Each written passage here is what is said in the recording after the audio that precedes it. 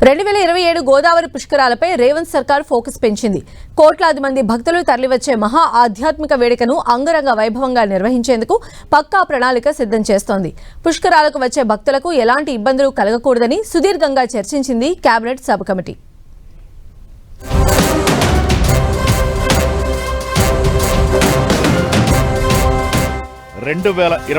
June 26 నుంచి గోదావరి పుష్కరాలు ప్రారంభం కానున్నాయి. తెలుగు రాష్ట్రాల్లో 12 ఏళ్లకు ఒక్కసారి వచ్చే ఈ మహావేడుకకు కోట్లాది మంది భక్తులు హాజరవుతారు. గోదావరిలో పుణ్యస్నానమాచరించి తమ తమ మొక్కులు చెల్లించుకుంటారు. ఈ ఆధ్యాత్మిక కార్యక్రమాన్ని ప్రతిష్టాత్మకంగా తీసుకుంది రేవంత్ సర్కార్. ఎటువంటి సమస్యలు తలెత్తకుండా పక్కా ప్రణాళికలు రూపొందిస్తోంది. తెలంగాణ సచివాలయంలో కేబినెట్ సబ్ కమిటీ సమావేశం నిర్వహించారు. మంత్రి శ్రీధర్ బాబు అధ్యక్షతన జరిగిన ఈ సమావేశంలో కోమటిరెడ్డి వెంకటరెడ్డి, సీతక్క, కొండా సురేఖ, తుమ్మల నాగేశ్వరరావు, పొంగులేటి శ్రీనివాసరెడ్డి, అడ్లూరి లక్ష్మణులు పాల్గొన్నారు. గోదావరి పుష్కర ఘాట్ల అభివృద్ధి, రహదారి సౌకర్యాలు, తాగునీటి సరఫరా, పారిశుద్ధ్యం, రవాణా, ట్రాఫిక్ నియంత్రణ వంటి అంశాలపై సుదీర్ఘంగా చర్చించి ముందస్తు ప్రణాళికలు రూపొందించాలని నిర్ణయించారు.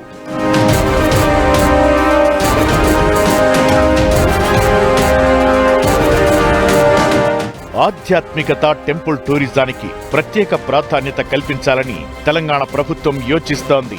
గోదావరి పుష్కరాలను కుంభమేళా తరహాలో ఘనంగా నిర్వహించాలని భావిస్తోంది. ఈ పుష్కరాలకు 3 కోట్లకు పైగా భక్తులు తరలివస్తారని అంచనా వేస్తోంది. దీంతో గత అనుభవాలను దృష్టిలో పెట్టుకుని 2027 గోదావరి పుష్కరాలకు మరింత మెరుగైన ఏర్పాట్లు చేయాలని అధికారులకు సూచించింది సబ్ కమిటీ. దీనికి సంబంధించి అన్ని శాఖల అధికారులు సమన్వయంతో రూట్ మ్యాప్ సిద్ధం చేయాలని ఆదేశించింది.